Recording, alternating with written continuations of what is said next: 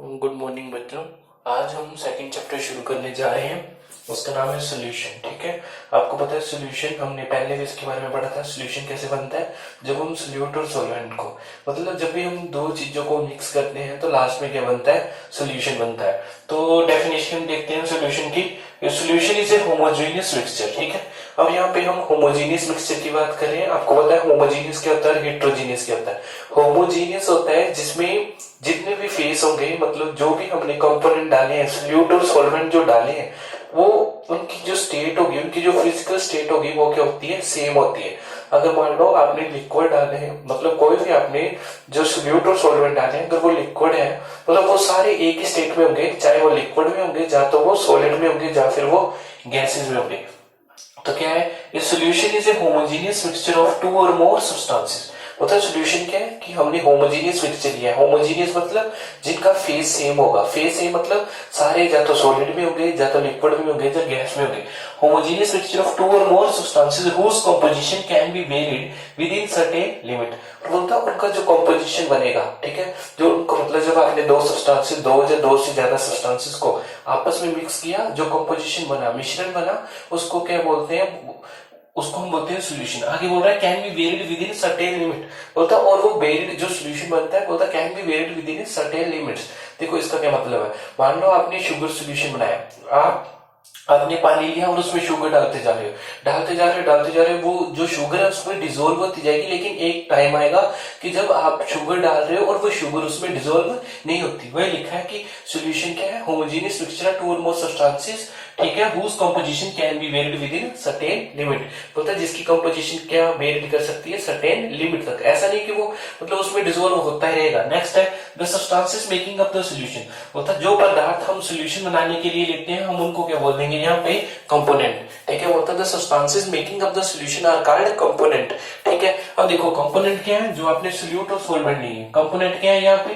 जो आपने सोल्यूट और सॉल्वेंट नहीं है।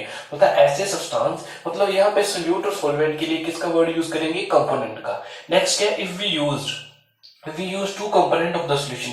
बोलता है अगर हम सोल्यूशन बनाने के लिए दो कंपोनेंट यूज कर रहे हैं तो उसको हम बोलेंगे बाइनरी सोल्यूशन। क्या बोलेंगे? Binary solution. बोलता है if we use three component of the solution. बोलता है अगर हम तीन कंपोनेंट मतलब तीन पदार्थ यूज कर रहे हैं कोई सोल्यूशन बनाने के लिए, उसको हम बोलेंगे टर्सरी सोल्यूशन। आगे आपको पता है सोल्यूट और सॉल्वेंट, जो लेस अमाउंट में होता है उसको हम बोलते थे सोल्यूट। ठीक है, एक component which is present in laser quantity, और दूसरा सॉल्वेंट का होता है जो ज्यादा क्वांटिटी में होता है। Component which is present in large quantity, जैसे एग्जांपल है शुगर सोल्यूशन। देखो इसमें sugar is solute. Sugar solution मतलब आपने शुगर डाली है किसी वाटर में, तो बोलते हैं शुगर यहाँ पे क्या? सोल्यूट, और वाटर क्या है? सॉल्वेंट है। आगे टाइप्स ऑफ सोल्यूशन। यहाँ पे एक वर्ड लिखा है मैंने, जैसा सॉल्वेंट होगा वैसा ही सोल्यूशन होगा। देखो जब आप सोल्यूट और सॉल्वेंट डालोगे, मेरी बात ध्यान से सुनना, जब आप सोल्यूट और सॉल्वेंट डालोगे क्या बनेगा? सोल्यूशन। अगर आपने सॉल्वेंट लिक्विड लिया है, उसमें सॉल्वेंट आपका लिक्विड स्टेट में, तो सोल्यूशन भी क्या होगा? लिक्विड स्टेट में। एक और एग्जांपल लेते हैं। मान लो अगर आपने सोल्यूट और सॉल्वेंट को मिला के सोल्यूशन बना रहे हो, और उसमें आपने जो सॉल्वेंट है आपने गैसेस स्टेट में लिया, तो जो सोल्यूशन बनेगा वो भी कौन सी स्टेट में होगा? गैसेस में। मतलब जो भी आपकी सॉल्वेंट की स्टेट होगी, जो भी फिजिकल स्टेट सॉल्वेंट की होगी, ठीक है, अगर ये सॉलिड में है तो जो आपका सोल्यूशन है वो भी किस में बनेगा? सॉलिड में। अगर ये लिक्विड में है तो ये भी किस में बनेगा? लिक्विड में। अगर ये गैस में है तो ये भी कौन से बनेगा? मतलब जो स्टेट आपकी सॉल्वेंट की होगी वही आपकी क्या होगी? सोल्यूशन की। ठीक है, आगे लिखा है depending upon the physical state of solute and solvent. Types of solution में क्या होता है? ये depending upon the physical state of solute and solvent the solution can be followed into following types. ठीक है, बोलता है फिजिकल स्टेट के ऊपर डिपेंड करके सोल्यूशन को वेरियस टाइप्स में डिवाइड किया गया है। ठीक है, उसकी फिजिकल स्टेट को देख के सोल्यूशन को वेरियस टाइप में डिवाइड। बच्चों अब हम देखेंगे फिजिकल स्टेट के ऊपर, जो मैंने बोला था ना, अलग अलग फिजिकल स्टेट के ऊपर अलग अलग सोल्यूशन होंगे। देखो सबसे पहले क्या है? Gaseous solution. मतलब जो आपका सोल्यूशन होगा, गैसियस सोल्यूशन का मतलब है जो आपका सोल्यूशन होगा वो कौन सी फेज में होगा? गैस फेज में। ठीक है, उसकी फिजिकल स्टेट क्या होगी? गैस। अब देखो, और आप यहाँ पे देख सकते हो गैसियस सोल्यूशन में, मतलब मैंने बोला जो सोल्यूशन होगा वो कौन सी स्टेट में होगा? गैस स्टेट में होगा। तो आप यहाँ पे देख सकते हो सॉल्वेंट सारे किस में होंगे? गैस में होंगे। अगर आप लिक्विड सोल्यूशन की बात करो, यहाँ पे जो सोल्यूशन है वो लिक्विड में होगा, और सारे देखो ये सॉल्वेंट है ना, ऊपर लिखा मैंने, सारे किसमें? लिक्विड में। आगे सॉलिड सोल्यूशन, तो देखो इसमें सोल्यूशन आपका सॉलिड में होगा, तो देखो आपका जो सॉल्वेंट है वो भी क्या होगा? सॉलिड में होगा। तो हम फर्स्ट बात देखते हैं, अगर हमारा सोल्यूट और सॉल्वेंट, देखो यहाँ पे सोल्यूट कौन सी स्टेट में, गैस में होगा, मतलब कम मोटे में गैस होगी, और सॉल्वेंट मतलब एक कम मोटे में गैस, और सॉल्वेंट मतलब एक ज्यादा मोटे में गैस। तो इसका सोल्यूशन बनेगा, तो हम एग्जांपल लेते हैं एयर का। जैसे आप देख सकते हो कि कार्बन डाइऑक्साइड 0.03% में होती है, किसमें, आप ऑक्सीजन में देख लो, ऑक्सीजन कितनी है 21%। तो आप कंपेयर कर सकते हो कि इसका एग्जांपल क्या है, एयर। जैसे अगर आपका सोल्यूट लिक्विड है और सॉल्वेंट गैस है, तो आपका एग्जांपल आ सकता है वाटर वेपर इन एयर। आपको पता है कि हमारा जो एयर है उसमें मॉइस्चर होता है, तो मॉइस्चर को हम क्या बोलेंगे, वाटर। देखो वो कम है, सोल्यूट है, और एयर की होती है ज्यादा है, वो आ गया आपका सॉल्वेंट। नेक्स्ट है सॉलिड। अगर आपका सोल्यूट सॉलिड है कोई, ठीक है, और सॉल्वेंट गैस है, तो आप एग्जांपल लेंगे camphor in nitrogen gas. Next है लिक्विड सोल्यूशन। अगर आपका सोल्यूट गैस में होगा और जो सॉल्वेंट है वो लिक्विड में होगा, तो क्या आ गया, ऑक्सीजन डिसॉल्व्ड इन वाटर। अब देखो जो पानी है उसमें ऑक्सीजन होती है वो कम होती है, और पानी की क्वांटिटी क्या होती है, ज्यादा है। तो खुद देख सकते हो कि जो ऑक्सीजन है वो आपकी गैस है, और वाटर है वो क्या है, आपका लिक्विड है। आगे अगर आपका ये लिक्विड होगा सोल्यूट, और ये भी लिक्विड होगा, तो क्या लेंगे हम, इथेनॉल डिसॉल्व्ड इन वाटर। क्या लेंगे, इथेनॉल डिसॉल्व्ड इन वाटर। देखो इथेनॉल भी एक लिक्विड फॉर्म में होता है, इथेनॉल, ठीक है, अल्कोहल की बात हो रही है, वो भी लिक्विड फॉर्म में होता है। वाटर तो आपको पता है लिक्विड फॉर्म में होता है। नेक्स्ट है, अगर आपका सोल्यूट सॉलिड है और सॉल्वेंट लिक्विड में है, तो क्या आ गया, सुक्रोज और सॉल्ट इन वाटर। जैसे शुगर सोल्यूशन, देखो अगर आप शुगर डालोगे वो किस में आ गया, सॉलिड में, मतलब लेस अमाउंट में, और जो पानी वो ज्यादा अमाउंट में, तो एग्जांपल आ गया सुक्रोज और सॉल्ट इन वाटर। नेक्स्ट है सॉलिड सोल्यूशन।